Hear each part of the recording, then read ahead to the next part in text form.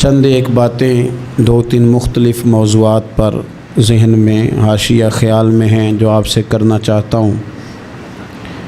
ایک تو میں نے آیہ کریمہ پڑھی ہے، اللہ تعالیٰ نے فرمایا کہ یا ایھا الذین آمنوا توبوا الی اللہ توبۃ نصوحا، فرمایا ایمان والو اللہ کی طرف توبہ کرو، اور توبۃ نصوحا کرنا، سچی توبہ کرنا۔ ہر شب برات پہ، شب قدر پہ توبہ کا عنوان ہر جگہ پہ بیان کیا جاتا ہے۔ اس کی ایک خاص حکمت ہے، وہ یہ ہے کہ اسلام وہ خوبصورت مذہب ہے جس میں توبہ کا دروازہ ہمیشہ کھلا رہتا ہے۔ ہمارے ضمیر پر روز خود بخود اس بات کی دستک ہوتی ہے کہ یار تجھے ٹھیک ہو جانا چاہیے۔ جب ہم اس پر قرآن پاک کی آیات سنتے ہیں، احادیث مبارکہ سنتے ہیں، بزرگان دین کی بات سنتے ہیں، تو ہمارے ضمیر میں بات پہلے سے موجود ہوتی ہے کہ ٹھیک ہونا چاہیے، تو وہ قرآن و سنت کی بات اس میں مزید برکت پیدا کرتی ہے اور انسان کا شعور بیدار ہوتا ہے کہ مجھے جلدی سے توبہ کر لینی چاہیے۔ حضرت فضیل بن عیاض رحمۃ اللہ علیہ ڈاکو تھے، اور نرے ڈاکو نہیں تھے، ڈاکوؤں کے سردار تھے۔ تو ارشاد فرماتے ہیں کہ میرا طریقہ یہ تھا کہ میں ایک پورے قافلے کی صورت میں حملہ کرتا تھا تو لوگ ڈرا کرتے تھے، اگر کہ فضیل بن عیاض کے ڈاکوؤں نے حملہ کیا تو پھر نہیں بچتے۔ ایک دن گزر رہا تھا تو ایک قاری صاحب آیت پڑھ رہے تھے، لا تقنطوا من رحمت اللہ، اللہ کی رحمت سے کبھی نا امید نہ ہونا، ان اللہ یغفر الذنوب جمیعا، بے شک وہ سارے ہی گناہ معاف کر دے گا۔ آپ فرماتے ہیں میرے دل میں بات اثر کر گئی، ماننا ہے نا۔ جس نے نہیں ماننا اس نے 6666 آیتوں کا ترجمہ پڑھ کے بھی توجہ نہیں کرنی۔ آپ ارادہ کریں نا، آپ اپنی دل کی زمین کو زرخیز بنائیں۔ فرماتے ہیں میں فوراً وہ آیت سنی تو میں رویا، اور میں وہ حافظ صاحب کے پاس چلا گیا، ان سے اجازت لی، ان کے کمرے میں داخل ہوا۔ میں نے کہا آپ نے ابھی آیت پڑھی ہے کہ اللہ سارے گناہ معاف کر دے گا، تو جس بندے نے کئی سال ڈاکے ڈالے ہوں، بیٹیاں روتی رہتی ہوں پر وہ مال لے کے آ گیا ہو، مائیں واسطے دیتی رہتی ہوں پر وہ لوٹ کے نکل آیا ہو، اب جی اگر وہ بندہ بھی سچے دل سے توبہ کرے تو اللہ معاف کر دیتا ہے۔ تو آفو جی کہنے لگے میں کون ہوتا ہوں تمہیں کوئی تفسیر بتانے والا، میں نے تو قرآن کی آیت پڑھی ہے، میرا رب کہتا ہے لا تقنطوا من رحمت اللہ، تم نے مایوس نہیں ہونا، تم آ جانا، معافی مانگ لینا، ان اللہ یغفر الذنوب جمیعا، اللہ سارے ہی گناہ معاف فرما دے گا، اللہ سارے گناہ۔ تو یہ تو اللہ فرما رہا ہے۔ فضیل بن عیاض کہتے ہیں میں نے کہا ختم ہو گئی بات، توبہ بھائی۔ واپس آیا تو وہ میرے ساتھ جو تھے نا، ان سے میں نے کہا سردار نیا تلاش کر لو بھائی۔ اب ارادے بدل گئے، پروگرام کچھ اور ہو گیا۔ اب تو لوگ ہمیں تانے دیں گے، اب تو لوگ باتیں کریں گے کہ اوتھے کی لین جانا ہے۔ فضیل بن عیاض کہنے لگے بس بھائی توبہ کرنی، اب تم کوئی اور سردار تلاش کر لو۔ اور اوپر سے نہیں کہا، توبہ کی تقریریں نہیں کی، دوسروں کو میسج نہیں بھیجے، اور لیکچر نہیں جھاڑے، رو کے کہا، درد سے کہا، دل سے کہا۔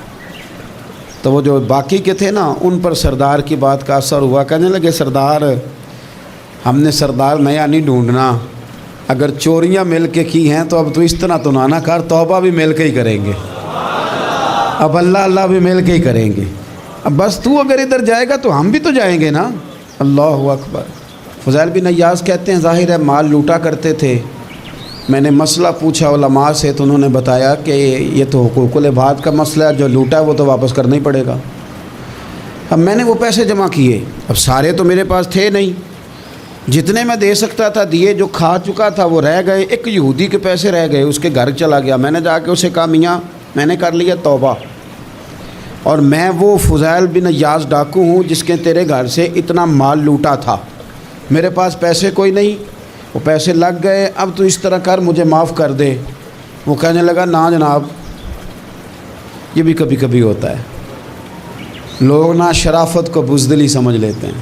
فضیل بن عیاض سے کہنے لگا میں تو پیسے لوں گا، ایسے تو نہیں معاف کرتا۔ آپ فرمانے لگے پیسے تو کوئی نہیں، یہ سچی توبہ ہے۔ وہ کہنے لگا پھر اس طرح کرو، میری اونٹوں کو چارہ ڈالو، پیسے پورے ہوئے تو چلے جانا۔ کل ڈاکو تھے ابھی وہ، تلوار چلانی آتی ہے، نیزہ چلانا آتا ہے، ڈٹنا آتا ہے، اعصاب مضبوط ہیں، مسئلہ کوئی نہیں، لیکن توبہ سچی کی ہے نا، یہ سچی توبہ والے لوگوں کا طریقہ ہے۔ اس سے کہہ سکتے تھے کہ جا جتھوں لب دینی لے لے، تجھے کہا معاف کر دے، تو تیار ہی نہیں ماننے کو۔ حضرت فضیل بن عیاض کہنے لگے اگر اونٹوں کو چارہ ڈالنے سے تو معافی دیتا ہے نا، تو میں تیرے اونٹوں کو چارہ ڈالنے کو بھی تیار ہوں۔ اپنے ایمان کی آبیاری کے لیے ہمارے چینل وائس آف ریاتیو کو سبسکرائب کریں، ویڈیو کو دوسروں کے ساتھ شیئر کریں، ویڈیو کو لائک کریں، نیکی کی بات آگے پھیلانا صدقہ جاریہ۔ کیوں کہ راضی اللہ کو کرنا ہے، اپنے ضمیر سے بوجھ اتارنا ہے، بندوں کے سامنے سرخرو نہیں ہونا، اللہ کے حضور ہونا ہے۔ توبہ کا مطلب ہے رب کوئی بارگاہ میں سرخرو ہونا، بندوں کے سامنے نہیں۔ حضرت فضیل بن عیاض سے کہنے لگے ڈالیں گے تیرے اونٹوں کو چارہ، کیوں نہیں ڈالنا؟ 2-4 دن چارہ ڈالا تو وہ یہودی ایک دن کہنے لگا کہ یہ نا ٹھیکریوں سے بڑی ہوئی تھیلی ہے، یہ تو ذرا اٹھا کے لا۔ حضرت فضیل بن عیاض نے اٹھا کے اسے دی، جب اس نے کھولی تو اشرفیوں کی بھری ہوئی تھی۔ تو آپ فرمانے لگے تو کہہ رہا تھا ٹھیکریاں اٹھا کے لا۔ کہنے لگا میں تورات بڑی پڑھتا ہوں، عالم ہوں، میں نے تورات میں پڑھا تھا کہ مسلمان جب سچی توبہ کر لیں گے نا تو رب ٹھیکریوں کو بھی سونا بنا دیا کرے گا، پھر یہ مٹی کے ڈھیلے اشرفیاں بنا کریں گے۔ تو میں نا تیری توبہ چیک کر رہا تھا، یہ اس میں نے روڑے بڑے ہوئے تھے، لیکن تو اٹھا کے لایا، تو تیری توبہ بھی سچی ہے اور تمہارا دین بھی سچا ہے۔ تو اب اس طرح کر، معافی اس شرط پہ دوں گا کہ مجھے کلمہ پڑھا تاکہ میں بھی مسلمان ہو جاؤں۔ توبہ کے معاملے میں احساس، اور میں نے کہا کہ جس نے اشارہ لینا ہے، اشارہ، ایک زازان نام کا نا گویہ تھا، آواز بڑی سریلی تھی، شراب خانے میں جب محفلیں سجتی تھی تو معاذ اللہ وہ گانے گایا کرتا تھا، سریلی آواز تھی۔ حضرت عبداللہ ابن مسعود حضور کے صحابی، حضور نے فرمایا عبداللہ ابن مسعود اسی طرح قرآن پڑھتے ہیں جس طرح میرے اوپر نازل ہوا تھا۔ عبداللہ ابن مسعود نا چھوٹا قد اور پتلی پتلی ٹانگیں تھی حضرت عبداللہ ابن مسعود کی۔ ایک دن درخت پہ چڑھے ہوئے تھے تو کچھ لوگوں نے نا، بچے کرتے ہیں نا مذاق، معاذ اللہ کچھ نے کہا کتنی پتلی ٹانگیں۔ اللہ کے محبوب علیہ السلام نے فرمایا قیامت کے دن عبداللہ ابن مسعود کی ٹانگوں کا وزن احد پہاڑ سے بھی زیادہ ہوگا۔ زبردست صحابی ہیں، اور حضور نے فرمایا میں نے جس کو گورنر بنایا، کسی جگہ امیر بنایا، مشورہ کر کے بنایا، اگر میں کسی کو بغیر مشورے کے امیر بناتا تو عبداللہ ابن مسعود کو بناتا۔ حضرت عبداللہ ابن مسعود گزر رہے تھے تو وہ جو زازان نام کا گویہ تھا وہ گانے گا رہا تھا۔ ہماری جو تقریریں ہیں نا جی، میری طرح کے لوگ، وہ چونکہ جمعہ پڑھانا ہے، 45 منٹ پاس کرنے ہیں، تو نہ وہ ذوق سے تیاری، نہ وہ درد، قوم کی اصلاح۔ ایک میرے حصہ فرمایا کرتے تھے تمہارا بچہ بگڑ جائے تو کتنے پاپڑ بیلتے ہو صحیح ہو جائے؟ یکدم خدا نہ خواستہ خاکم بدہن، کروڑ دفعہ اللہ معاف کرے، کسی باپ کو رات کو خبر مل جائے کہ تیرا بیٹا نشہ کرتا ہے، سوئے گا رات کو؟ روئے گا کہ نہیں مصلی بچھا کے؟ لیکن یہ صرف اپنے بیٹے کے بارے میں ہے، کاش قوم کے ہر بیٹے کے بارے میں ہمارا یہی ذہن بن جائے کہ یار یہ کیوں بگڑ گیا ہے۔ اور اس درد سے جب ہم اصلاح کریں گے، تقریر کریں گے، پھر آپ محسوس کریں گے کہ اللہ اس میں اثر بھی پیدا کرے اور اس میں تاثیر آتی۔ حضرت عبداللہ ابن مسعود گزرے تو اب درد تھا نا دل کے اندر، اور اگر کسی نے توبہ کرنی ہے تو ایک جملے سے بھی کر لینی۔ آپ گزرے، سریلی آواز کانوں میں آئی، کھڑے ہو کے کہنے لگے کون ہے؟ کہا جناب زازان نام کا گویہ ہے، مصطفیٰ کریم کے شانوں والے غلام کی زبان سے لفظ نکلے، کتنی سونی آواز ہے، کاش یہ قرآن پاک کی تلاوت کرتا۔ اللہ اکبر، کاش کوئی ایسا ہو تو صحیح جو ہمیں کہے کہ کاش یار تو قرآن پڑھتا، کتنی سونی آواز ہے، کاش تو نعت پڑھتا۔ کوئی کہے تو صحیح، کوئی کہتا ہی نہیں، کوئی کہتا ہی نہیں کتنا سونا چہرہ ہے، کاش اس پہ داڑھی ہوتی، کوئی کہتا ہی نہیں میری ملت کے جوانوں کو۔ سینکڑوں لوگ ہیں۔ ایک بچہ مجھے ایک دفعہ ملا لاہور میں، تو میرے گلے رکھ کے اس طرح رویا جس طرح کو بچھڑا ہوا روتا ہے۔ انہیں لگا پیر صاحب مر جان لگے ہیں، کوئی ساڈی اصلاح ہی نہیں کرتا، کھب گئے گناہ وچ، کوئی باں ہی نہیں پھڑتا، کوئی ملے تو صحیح جو ہمارے دکھوں کا مداوع کرے، کوئی نہیں، اپنی اپنی نفسا نفسی، کوئی بات بتانے والا ہی نہیں۔ میں اکثر دوستوں سے کہتا ہوں کہ بڑے شوق سے سن رہا تھا زمانہ تو ہم ہی سو گئے، داستان کہتے کہتے لوگوں کا دل کرتا ہے ان کی اصلاح ہو جائے، پر کوئی درد والا ہو، کوئی ایسی بات ہو تو تب ہے نا جی۔ ہائے ہائے، حضرت عبداللہ ابن مسعود کہنے لگے کاش یہ قرآن پاک پڑھتا، یہ کہہ کے چلے گئے۔ باہر وہ نکلا نا، جب سارے لوگ باہر نکلے اس معاذ اللہ بری مجلس سے، تو چیم گوئیاں ہو رہی تھیں کہ آج تو یہاں حضرت عبداللہ ابن مسعود بھی آئے تھے۔ تو زازان سے کسی نے کہا کہ آج نا حضرت عبداللہ ابن مسعود نے تیری آواز سنی، تیری آواز، تو وہ کہہ رہے تھے کاش اتنی سونی آواز سے قرآن پڑھتا تو مزہ آتا، کاش۔ وہ کہنے لگا نبی پاک کے صحابی نے میرا نام لیا ہے، گویا ہو کے میرا ذکر کیا ہے، حضرت عبداللہ ابن مسعود نے میرا نام لے کے کہا کہ کاش میں قرآن پڑھتا، اور میرے لیے کہا مصطفیٰ کے صحابی نے، حضور سے قرآن سیکھنے والے کی خواہش ہے کہ میں قرآن پڑھوں۔ دوڑے گئے، کدھر ملیں گے عبداللہ ابن مسعود؟ فلاں فلاں جگہ غسل کیا، وضو کیا، پیروں میں لگ گئے جا کے، کہنے لگے سونیا جس کے قرآن پڑھنے کی تعریف مدینے والے کریں وہ میرے بارے میں کہے کہ مجھے قرآن پڑھنا چاہیے تھا، آج سے میں نے ٹھوکر ماری سارے گانوں کو، سکھاؤ مجھے قرآن، میں قرآن ہی پڑھا کروں گا، میں قرآن پڑھوں گا، میں پڑھ پڑھ کے سناؤں گا، لوگ میری زبان سے اللہ کے کلام کی تلاوت سنا کریں گے۔ کوئی بیٹھا ہوا مجھے دور دعا دیتا ہے، میں ڈوبتا ہوں سمندر اچھال دیتا ہے، کوئی تو ہو نا جو کہے، کوئی تو ہو۔ فرمانے لگے بس ہو گئی حضور، آپ دیکھیں گے میں قرآن ہی پڑھوں گا، میری زبان سے اب اللہ کی کتاب کی تلاوت ہی ہو گئی، طے ہو گئی بات۔ تو کسی نے نصیحت لینی ہے توبہ کے لیے تو ایک جملہ بھی کافی ہے، ایک جملہ بھی۔ اور میں نے کہا کہ اگر صرف تقریریں سننی ہیں، واعظ ہی سننے اور ساری زندگی اسی پہ لگانی ہے کہ آج بڑا جملہ کا، آج بڑا مزہ آیا، آج فلانی بات ہو پہلی دفعہ سنی، کچھ قرضے دے کے جان چھوٹے گی، اس کے بغیر جان نہیں چھوٹتی۔ اپنی قضا نمازوں کا حساب لگائیں اور ان کو صحیح کر کے ادا کریں۔ ایک مسئلے میں بڑی دیر سے دوستوں کو اشارے کنایتاً باتیں کہہ رہا ہوں، پھر کہتا ہوں، میں نے شب برات کو تفصیل سے یہ بات کی تھی، پھر کرتا ہوں، اپنے معاملات کو صاف کریں۔ لینے دینے کے مسائل میں اپنے آپ کو میں منت کے ساتھ بات کرنے لگا ہوں اپنے دوستوں سے، خدا را کبھی بھی بڑے سے بڑا کام کرنا یا چھوٹے سے چھوٹا کرنا، اس میں سود کا کوئی نقطہ نہ آنے دینا، آپ کا دل سخت کر دے گا، آپ کے آنسو لے جائے گا، کچھ نہیں بچے گا۔ جس طرح پیشاب کا ایک قطرہ کئی من دودھ کو تباہ کر دیتا ہے، یہ سود آپ کے اصل مال۔ خدا را، یہ میری منت ہے، میری گزارش ہے۔ میں ان دوستوں کو جانتا ہوں، مجھے لگتا تھا کہ یہ ولایت کا رستہ طے کریں گے، لیکن چلے کچھ جگہ مجبوریاں ہوتی ہیں، کچھ معاملات ہوتے ہیں، لیکن کوئی ایک آدھ نقطہ ایسا آتا ہے بیچ میں، وہ لے جاتا ہے ساری چیزیں۔ نبی پاک علیہ الصلوۃ والسلام نے فرمایا بندہ بڑا سفر کر کے آتا ہے، بکھرے بال، بری حالت، رو کے دعائیں مانگتا ہے، یا اللہ یا اللہ یا اللہ کہتا ہے، اور اللہ اس کی دعا قبول نہیں کرتا۔ سونیا آپ کہہ رہے ہیں رحمت للعالمین ہو کے کہ رب قبول نہیں کرتا؟ حضور نے فرمایا اس نے پہنا بھی حرام پیسوں کا، کھایا بھی حرام پیسوں کا، پیا بھی حرام پیسوں کا، جتنی مرضی مانگے پھر مالک اس کی دعاؤں کو مستجاب۔ ہمارا ایک تو ہے اپنا عمل، ایک ہے توبہ، ایک بات کی اعمال۔ ہم نے ایک آخری بات یہ آپ سے کرنی ہے کہ ہمارے ذمے جس طرح ہمارے بچوں کی ڈیوٹی ہے نا، بیوی کا نان نفقہ خامند کے ذمے ہوتا ہے، ماں باپ بوڑھے ہوں تو ان کی ڈیوٹی اولاد کے ذمے، اسی طرح قیامت تک نبی کوئی نہیں آئے گا، دین کی جو ڈیوٹی ہے وہ نبی پاک کی امت نے ادا کر دی۔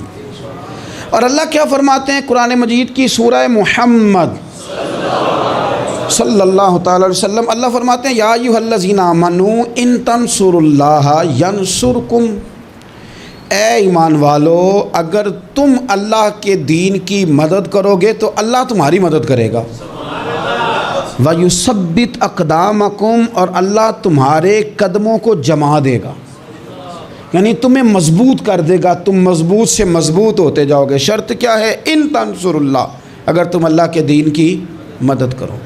اپنے مزاجوں میں نا اللہ کے دین کی مدد کا ذوق پیدا کریں۔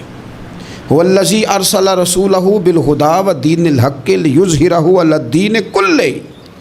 میں پوری دنیا کے مسلمان حکمرانوں کو یہ بتانا چاہتا ہوں کہ یہ جو میرے نبی پاک کا دین ہے نا، یہ دبنے نہیں آیا، یہ غالب ہونے کے لیے آیا ہے۔ اور اسلام کی فطرت میں قدرت نے لچک دی ہے، اتنا ہی یہ ابھرے گا جتنا کہ دبا دو گے۔ کیا سمجھتے ہیں اسرائیل کے گنڈے کہ وہ مسجد اقصیٰ میں نمازیوں کو تنگ کر کے تو وہ کہیں گے کہ ہمیں پوچھنے والا کوئی نہیں؟ اسلام کی فطرت میں قدرت نے لچک دی ہے، اتنا ہی یہ ابھرے گا جتنا کہ دبا دو گے۔ بانجھ نہ سمجھا جائے اس امت کو۔ بس یہ جو مسلمان حکمران ہیں یہ اتنی بات سمجھ لیں کہ تم جب ان یہودیوں سے کافروں سے معاہدے کرتے ہو تو تمہیں تو کچھ خیال نہیں آتا، تم تو صرف دنیا داری دیکھ کے چلتے ہو۔ کاش بال بچہ دیکھتے ہوئے، مال دیکھتے ہوئے، ملک اور زمین دیکھتے ہوئے تم ایک دفعہ اللہ کا دین بھی دیکھو۔ یہ تمہاری ذمہ داری ہے، یہ نبی پاک نے ڈیوٹی لگائی ہے۔ اپنا اپنا کردار ہمیشہ دین کے لیے پیش کریں، اپنا اپنا کردار۔ وہ ضروری نہیں کہ چندے کی صورت میں ہی ہو۔ آپ کسی بے نمازی کو نماز کا مشورہ دیں، آپ نے دین کی خدمت کی۔ آپ نے ماں باپ کے نافرمان کو فرما برداری کا مشورہ دیا تو آپ نے دین کی خدمت کی۔ اگر آپ نے کسی بندے کو کہا یار تیرا قرآن پاک ٹھیک نہیں، چل قاری صاحب کے پاس، تیرا تلفظ ٹھیک ہونا چاہیے، کو آدھا گھنٹہ نکال کے سیکھ لے، یہ لفظ کہنے سے ہی آپ نے دین کی خدمت کی۔ میرے نبی پاک صلی اللہ تعالی علیہ وسلم نے فرمایا ایک جملہ بول کے جو دین کی دعوت دے گا، ایک ایک جملے پہ اللہ 1000 سال کی عبادت کا ثواب دے گا۔ چند ایک باتیں 2-3 مختلف موضوعات پر ذہن میں حاشیہ خیال میں ہیں جو آپ سے کرنا چاہتا ہوں۔ ایک تو میں نے آیہ کریمہ پڑھی ہے، اللہ تعالیٰ نے فرمایا کہ یا ایھا الذین آمنوا توبوا الی اللہ توبۃ نصوحا۔ فرمایا ایمان والو اللہ کی طرف توبہ کرو، اور توبۃ النصوحا کرنا، سچی توبہ کرنا۔ ہر شب برات پہ، شب قدر پہ توبہ کا عنوان ہر جگہ پہ بیان کیا جاتا ہے۔ اس کی ایک خاص حکمت ہے، وہ یہ ہے کہ اسلام وہ خوبصورت مذہب ہے جس میں توبہ کا دروازہ ہمیشہ کھلا رہتا ہے۔ ہمارے ضمیر پر روز خود بخود اس بات کی دستک ہوتی ہے کہ یار تجھے ٹھیک ہو جانا چاہیے۔ جب ہم اس پر قرآن پاک کی آیات سنتے ہیں، احادیث مبارکہ سنتے ہیں، بزرگان دین کی بات سنتے ہیں، تو ہمارے ضمیر میں بات پہلے سے موجود ہوتی ہے کہ ٹھیک ہونا چاہیے، تو وہ قرآن و سنت کی بات اس میں مزید برکت پیدا کرتی ہے، اور انسان کا شعور بیدار ہوتا ہے کہ مجھے جلدی سے توبہ کر لینی چاہیے۔ توبہ کا مطلب ہوتا ہے اپنے پچھلے تمام گناہوں سے اللہ کے حضور معافی مانگنا۔ میں بھی جانتا ہوں، آپ بھی جانتے ہیں کہ اگر ہم نے کسی شخص کے ساتھ زیادتی کی ہو تو معافی کا کیا طریقہ ہے۔ ایسا تو نہیں ہوتا کہ آپ اس کے سامنے بیٹھیں اور بیٹھ کے آپ کہیں معاف کر دے، معاف کر دے، معاف کر دے، معاف کر دے۔ آپ کو یہ بھی پتہ ہوتا ہے کہ یہ بندہ کس طرح کا ہے، یہ بھی پتہ ہوتا ہے میری زیادتی کس طرح کی ہے، یہ بھی پتہ ہوتا ہے کہ راضی کیسے ہوگا۔ ہم وہ سارے لوازمات جمع کرتے ہیں، اور اگر ہمیں یہ پتہ ہونا کہ میرے اکیلے سے جانے سے یہ معاف نہیں کرے گا تو اس شخص کو ساتھ لے جاتے ہیں جس کی وہ بات مانتا ہے، اور پھر ہم اس طرح سے منت کرنے کی کوشش کرتے ہیں کہ جیسے وہ شخص مان ہی جائے۔ صرف سمجھانے کے لیے مثال دے رہا ہوں، توبہ رٹا لگانے کا نام تو نہیں نا، توبہ تو اللہ کو منانے کا نام ہے۔ ایک شخص اپنے گناہ چھوڑنے کا ارادہ ہی نہیں کر رہا، اور وہ اپنی غلطی کو غلطی تسلیم ہی نہیں کر رہا، اور اپنی غلطیوں سے وہ پیچھے ہٹنے کو 2 قدم بھی تیار نہیں، تو توبہ کوئی رٹا لگانے کا نام تو نہیں۔ آپ توبہ طوطے کو رٹا دیں تو طوطا توبہ توبہ پکارتا رہے تو اس کو وہ چیز تو نہیں حاصل ہونے لگی۔ توبہ ایک بڑی خاص بات صوفیاء نے لکھی ہے، اگر آپ سمجھیں تو بڑا نفع دے گی۔ وہ کہتے ہیں جس طرح گھر چھوٹا بنانا ہو یا بڑا بنانا ہو، زمین تو درکار ہوتی ہے کہ نہیں؟ زمین ہوگی تو گھر بنے گا، چاہے وہ چھوٹی سی کٹیا بنے یا بہت بڑا محل بنے، زمین کا ہونا ضروری ہے۔ اسی طرح آپ نے نیک اعمال تھوڑے کرنے ہیں یا زیادہ کرنے ہیں، توبہ کا ہونا ضروری ہے۔ توبہ وہ زمین ہے جس کے اوپر آپ نیک اعمال تعمیر کریں گے۔ اگر توبہ نہیں ہے تو پھر کوئی بھی نیک عمل آپ کے پاس ہو ہی نہیں سکتا۔ آپ پچھلے گناہوں سے رجوع کریں اللہ کی طرف، آپ کہیں کہ میرے اندر یہ غلطی ہے، میں توبہ کرتا ہوں۔ ان العبد اذا اعترف، اعتراف جرم کریں، پھر اللہ کے حضور رجوع لائیں۔ ہمارا یہ حال ہے کہ ہم جتنی بھی توبہ کرتے ہیں، جس قدر بھی استغفار پڑھتے ہیں، اس کو ایک وظیفہ سمجھ کے پڑھ لیتے ہیں، بھئی یہ بھی اچھا ہے، برکت سے خالی نہیں۔ لیکن توبہ کا حقیقی مفہوم یہ ہے کہ انسان اپنا محاسبہ کرے، اپنی پچھلی ساری زندگی اپنی آنکھوں کے سامنے لائے۔ اگر وہ سمجھتا ہے کہ اس حال میں مر گیا تو میرے لیے مشکل ہوگا منہ دکھانا اللہ رسول کو، تو پھر وہ فوراً سے پہلے اپنے گناہوں سے رجوع کرے اور اللہ کے حضور توبہ کرے۔ یہ توبہ کا مفہوم ہے۔ میرے رسول پاک صلی اللہ تعالیٰ علیہ وسلم نے اپنی امت کو اس طرف خاص رغبت حضور نے اپنی امت کی کرائی۔ رب بڑا مہربان ہے، بڑا ہی کریم ہے۔ وہ تو کسی بندے کی اونٹنی اگر کبھی گم ہو جائے صحرا میں، اور اس طرح گم ہو کہ پیسے بھی اونٹنی پہ ہوں، کھانا بھی اونٹنی پہ ہو، کپڑے بھی اونٹنی پہ ہوں، علاقہ بھی صحرا کا ہو، اور اس نے کسی ٹہنی کے ساتھ باندھی ہو، پھر وہ سو جائے، سو کے اٹھے تو اونٹنی غائب ہو۔ اب وہ اتنا پریشان ہو کہ آگے پیچھے دائیں بائیں دیکھا تو پتہ چلا کہ اونٹنی تو غائب ہو گئی، نہ کھانا ہے، نہ پیسے ہیں، نہ کپڑے، نہ سواری ہے، علاقہ صحرا کا ہے، پیدل جا بھی نہیں سکتا۔ تو فرمایا جس طرح وہ بیٹھ کر موت کا انتظار کرنے لگتا ہے، اور وہ منتظر تھا کہ اب موت ہی آئے گی، اب کوئی اور سہارا نہیں۔ فرمایا اچانک اگر اونٹنی سامنے آ جائے تو اسے کتنی خوشی ہوگی؟ یا رسول اللہ اسے تو بڑی خوشی ہوگی۔ فرمایا جب رب کا بندہ توبہ کرتا ہے تو اللہ کو اس سے بھی بڑھ کر خوشی ہوتی ہے کہ بندہ توبہ کر گیا، اپنے گھر واپس آ گیا ہے، اس نے بات مان لی ہے۔ ہمارا اصل مسئلہ احساس کا ہے، توبہ کا نہیں۔ جب تک اپنی غلطیوں کا بندہ محاسبہ نہیں کرتا، جب تک احساس پیدا نہیں کرتا، وہ محسوس نہیں کرتا کہ میں غلط ہوں، مجھے ٹھیک ہونا چاہیے، تب تک توبہ کا ہے۔ آپ دیکھیں نا صحابہ کرام کا مزاج کیا، چھوٹی چھوٹی چیزیں ہیں لیکن وہ دوڑ کے آتے ہیں، کہتے ہیں یا رسول اللہ غلطی ہو گئی، اور اپنے آپ کو پیش کرتے ہیں۔ ایک خاتون نے آ کے پیش نہیں کیا کہ یا رسول اللہ میرے پیٹ میں ناجائز بچہ ہے، مجھے پاک کر دیں، کوئی پکڑ کے نہیں لایا، کسی نے آ کے اسے گرفتار نہیں کیا، مقدمہ نہیں کرایا، پرچہ نہیں درج کرایا، 14 دن کے ریمانڈ کے بعد نہیں مانی، خود آئی اور آ کے کہا حضور میرے سے غلطی ہو گئی ہے، مجھے معاف کر دیں۔ تو رسول پاک صلی اللہ تعالیٰ علیہ وسلم نے بچے کی ولادت کے بعد اسے دوبارہ بلایا، کہا بعد میں آنا، وہ آئی، اسے سنسار کیا گیا۔ تو جب کسی شخص نے کہا نا کہ یہ تو بڑی نفس کے ہاتھوں گرفتار عورت تھی اور کتنا بڑا جرم کیا، تو پھر حضور نے پتہ کیا فرمایا؟ فرمایا چپ کر جاؤ، تم نے گناہ دیکھا ہے، تم نے اس کا احساس نہیں دیکھا۔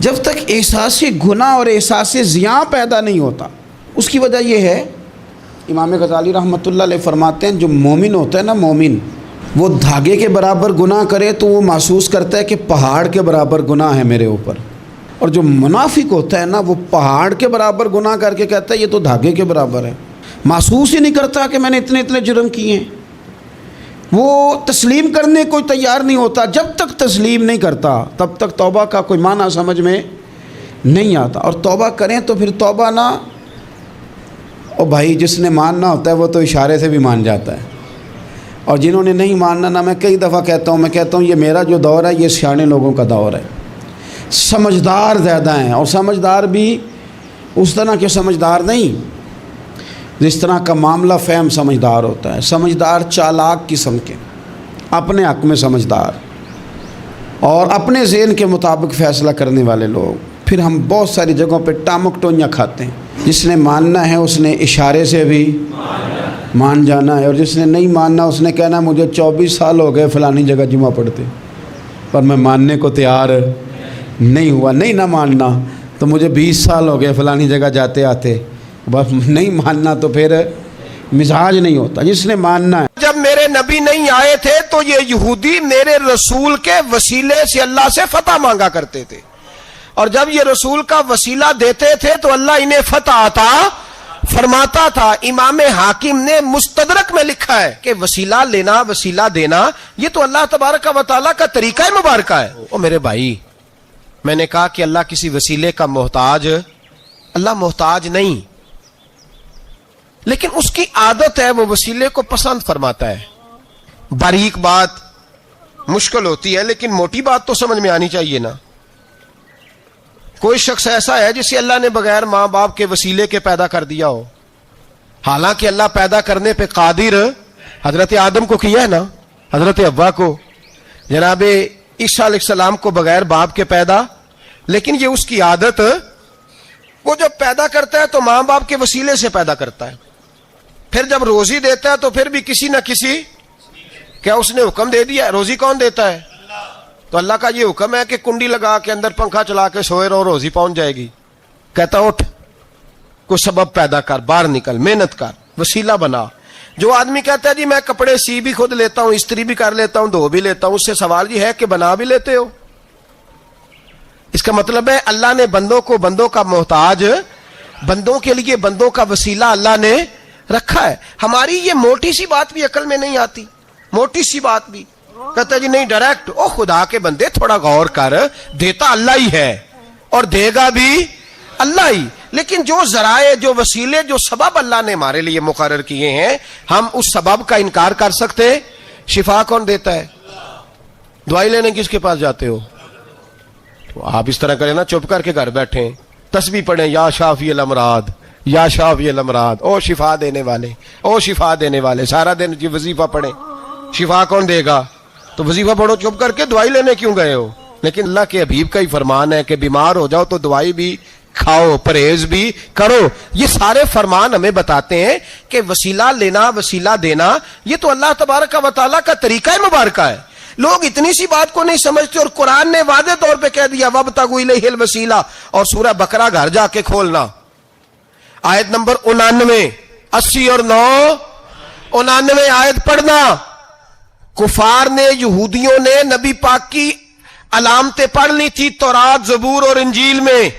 اللہ کا قرآن کہتا ہے وَكَانُوا مِن قَبْلُ يَسْتَفْتِحُونَ عَلَى الَّذِينَ كَفَرُوا، فرمایا جب میرے نبی نہیں آئے تھے تو یہ یہودی میرے رسول کے وسیلے سے اللہ سے فتح مانگا کرتے تھے، اور جب یہ رسول کا وسیلہ دیتے تھے تو اللہ انہیں فتح عطا فرماتا تھا۔ امام حاکم نے مستدرک میں لکھا ہے، اور امام حاکم انہی شرطوں پر حدیثیں بیان کرتے ہیں جن شرطوں پر امام بخاری اور مسلم بیان کرتے ہیں۔ امام حاکم کہتے ہیں کہ نبی پاک صلی اللہ تعالی علیہ وآلہ وسلم کے وسیلے سے ہر چیز اللہ عطا کرتا ہے۔ جناب آدم علیہ السلام زمین پہ تشریف لائے تو 300 سال نگاہ اٹھا کے آسمان کی طرف نہیں دیکھا، شرم آتی ہے مجھ سے غلطی ہو گئی، اور پھر روتے رہے 300 سال۔ پھر اللہ فرماتے فَتَلَقَّى آدَمُ مِن رَبِّهِ کلمات، پھر اللہ نے جناب آدم کو کچھ کلمے سکھائے جس کی برکت سے توبہ قبول کی۔ وہ کلمے کیا تھے؟ امام حاکم فرماتے ہیں وہ کلمے یہ تھے کہ جناب آدم کے دل میں اللہ نے ایک دن بات ڈالی، خود بات ڈالی اللہ نے دل میں۔ حضرت آدم کہنے لگے اے اللہ، جب میں نے آنکھ کھول لی تھی تو جنت کے دروازے پہ میں نے لکھا ہوا دیکھا تھا لا الہ الا اللہ محمد رسول اللہ صلی اللہ علیہ، جنت کے ہر پتے پر، درخت پر میں نے لکھا دیکھا تھا لا الہ الا اللہ محمد رسول اللہ۔ تو جناب آدم کہنے لگے اے اللہ، وہ جو رسول جن کا نام تو نے جگہ جگہ لکھا ہے ان کے وسیلے سے ہی میری توبہ قبول فرما۔ تو رب کریم نے فرمایا اچھا حبیب کی بات کرتے ہو، چلو آدم فتاب علیہ انہو هو التواب الرحیم، جا میں نے تیری توبہ قبول کی، میں ہوئی بڑا مہربان، میں ہوئی بڑی توبہ قبول کرنے والا۔ شیخ سعدی فرمایا کرتے تھے اگر تیرے باپ کی توبہ، جناب آدم کی توبہ مصطفیٰ کے وسیلے سے قبول ہوتی ہے، تو کیوں انکاری ہو گیا ہے؟ تو کیوں انکاری ہو گیا؟ کیوں نہیں حضور کا وسیلہ مانگتا؟ میرے نبی پاک سید عالم صلی اللہ تعالی علیہ، لوگ بڑی ڈھٹائی سے انکار کرتے ہیں، بڑی دلیری سے انکار کرتے ہیں۔ او خدا کے بندو، یہ وسیلہ تو بڑا ضروری ہے، یہ وسیلہ تو بڑا قیمتی ہے۔ میرے نبی پاک صلی اللہ تعالی علیہ وآلہ وسلم نے خود یہ وسیلہ سکھایا۔ صحابہ اس کے قائل تھے۔ حضرت عائشہ صدیقہ کے پاس لوگ آئے، آ کے عرض کیا اے اماں جی بارش نہیں ہوتی، قحط پڑ گیا ہے۔ اس بات کو نا ذرا دل کی گہرائیوں سے سننا۔ مسجد نبوی ہے، مسجد نبی کے ساتھ ادھر دیکھیے گا ذرا، یہ مسجد ہے، مسجد کے ساتھ حضور کی قبر ہے, ساتھ حضرت عائشہ کا حجرا ہے. پہلے حضرت عائشہ, پھر حضور کا روزہ, پھر آگے بولتے جائیے آگے کیا ہے. چاہیے تھا نا سیدھے مسجد جاتے, حضرت عائشہ کے پاس آئے. توجہ کرنا میری بات. کہا اماں جی بارش نہیں ہوتی, کیا کریں؟ اماں جی نے مسجد نہیں بھیجا, کہنے لگی اس طرح کرو, حضور کے دروازے پہ جاؤ اور جا کے نا نبی پاک جہاں دفن ہے وہاں تھوڑی سی نا جو حضور کے سر والی جگہ ہے نا قبر پہ, وہ چھت تھوڑی سی کھول دو, چھت کھول دو. صحابہ کہتے ہم گئے جہاں حضور کی قبر انور تھی, حضور آرام فرماتے, سرانے والی سائڈ سے تھوڑی سی چھت کھولی, ابھی کھولی تھی اللہ نے فوراً بارش عطا فرما دی. فوراً کہتے ہیں جب بارش ہوئی تو ہم مسجد میں شکرانے کے نفل پڑھنے چلے گئے, حضرت عائشہ کے وسیلے پہ, روضہ رسول پہ, اور روضہ رسول کے وسیلے سے اللہ کی. یہ طریقہ تو ہمیں صحابہ سکھا رہے ہیں. با خدا خدا کا یہی ہے در, نہیں اور کوئی مفر مکر, جو وہاں سے ہو یہیں آ کے ہو, جو یہاں نہیں تو وہاں نہیں. صحابہ تو دروازے رسول پہ جا رہے ہیں, ایک بار نہیں بار بار جا رہے ہیں. تو اکڑ کے پھر رہا ہے, اکڑ کے پھر رہا ہے. بڑی ضروری ہے یہ بات کرنی, بڑی ضروری, اور یہ بات آپ کے لیے سیکھنی. ذرا غور کریں, شیطان کی غلطی کیا ہے پتہ ہے آپ کو؟ اللہ کو نہیں مانتا تھا. شیطان کی غلطی کیا تھی بولے؟ کس کو ہے؟ لا الہ الا اللہ کو نہیں مانتا تھا, اللہ کو نہیں مانتا تھا. نہیں تو پتہ ہی نہیں نا اس گل دا. اور میں تمہیں اگر پوچھا نا اج دی خبر کی یہ تازی, تو تمہیں پتہ ہے. اور بھائی اس کو بھی سمجھیں, یہ عقیدہ ہے, یہ ایمان ہے, میری منت ہے, اس کو سمجھ لو, یہ کام آئے گا. یہاں عجیب رٹا ہے, یہاں لوگ معاذ اللہ تبارک و تعالی اللہ کا نام لے کے در رسول سے دور کر رہے ہیں. بہت بڑا دھوکہ ہے, بہت بڑی زیادتی ہے. امت کے دلوں پر خنجر چلتا ہے, اور میرا تو کلیجہ پھٹتا ہے جب میں ایسی تحریریں پڑھتا اور سنتا. یار تو کیا بیان کر رہا ہے؟ ڈر اللہ سے مرنا نہیں, نبی پاک کو منہ نہیں دکھانا, تو کیا کر رہا ہے؟ بتا نا شیطان کی غلطی کیا تھی. وہ تو صاف ستھری بات کر رہا تھا, یا اللہ ایک نہیں تو لاکھ سجدہ کرا, میں تجھے کرتا ہوں. اللہ نے فرمایا ادھر آنا, میرے میرے میرے محبوب کو سجدہ کر. کہنے لگا نہیں کرتا. فرمایا فخرج فإنک رجیم, نکل جا تو لانتی ہے. جو حضرت آدم کو وسیلہ نہ مانے وہ لانتی ہے, اور جو روضہ رسول پہ کھڑا ہو کے کہے میں نبی کو وسیلہ نہیں مانتا, جو دروازے رسول پہ پہنچ کے کہے میں نبی پاک کو وسیلہ نہیں مانتا, جو مصطفیٰ کے وسیلہ ہونے کا انکار کرے, تو کہتا ہے کہ دنیا میں وسیلہ نہیں مانتا. اللہ تو قیامت کے دن بھی کہتا ہے جو مصطفیٰ کے پاس سے ہو کے آئیں گے میں بخش دوں گا. شفاعتی لعل الکبائر من امتی, حضور فرماتے ہیں موٹے موٹے گناہگار آتے جائیں گے, کالی کملی کے نیچے چھپاتا جاؤں گا, جنت میں بھیجتا جاؤں گا. وہاں قیامت میں تیری معافی نہیں ہو رہی, تو یہاں نہیں مان رہا. بریلی کے امام فرماتے ہیں آج لے ان کی پناہ, آج مدد مانگ ان سے, کل نہ مانیں گے قیامت میں اگر. اور دیکھ تو کہتا ہے میری نمازیں, میرے روزے, میری زکاتیں, میرا جہاد کام آئے گا. سن, حضرت عبد الرحمن ابن عوف صحابہ میں سے تگڑا آدمی, اتنا بڑا شخص, اتنا بڑا آدمی کہ جس کے پیچھے میرے رسول نے نماز ادا فرمائی ہے. اتنا بڑا شخص, ہر جہاد میں سب سے پہلے, سب سے امیر تھے, صدقات خیرات بڑھ بڑھ کے دیتے تھے, ساری نیکیاں ہیں. ایک بی بی نبی پاک کے لیے ایک قمیض بنا کے لائی. ایک حدیث یہ ہے, یہ بخاری مسلم ہے, ایک حدیث یہ ہے کہ چادر بنا کے لائی, چادر بنا کے لائی, بڑے اچھے نار نکالے, دروازہ رسول پہ آئی, حضور میری قبول کر لے. نبی پاک نے چادر اوڑی, اگرچہ ان کا نام شارحین نے لکھا ہے, صحیح حدیث میں صرف ایک صحابی کے لفظ ہے. شارحین کہتے ہیں کہ وہ عبد الرحمن ابن عوف تھے. چلو یار کوئی اور بھی تھے تو صحابی تو تھے نا, صحابی سے زیادہ تو نیک عمل ہم نہیں نہ کر سکتے. وہ صحابی تھے, یہ حضرت عبد الرحمن ابن عوف تھے. آئے, آ کے کہنے لگے یا رسول اللہ بڑی پیاری لگ رہی ہے آپ کو چادر. حضور بنانے والے نے تو بڑی بنائی تھی, پر جب آپ پہ آئی ہے پھر تو نور نالا نور ہی ہو گئی ہے. حضور بڑی پیاری, کیا بات ہے, کیا بات ہے. مکھ چند بدر شاہ شانی ہے, متھے چمک دی لاٹ نورانی ہے, کالی زلف تے اکھ مستانی ہے, مخمور اکھی ہن مد بریاں. سبحان اللہ, سبحان اللہ, سبحان اللہ. ما اجمل کا, ما اکمل کا. اور جو آخر میں بات کی وہ بڑی بڑی منفرد ہے, کتھے مہر علی تے کتھے تیری ثنا, مشتاق اکھی کتھے جاڑیاں. پھر کہنے لگے کوئی مثل نہ ڈھولن دی, تو چپ کر مہر علی ایتھے جا نہیں بولن دی.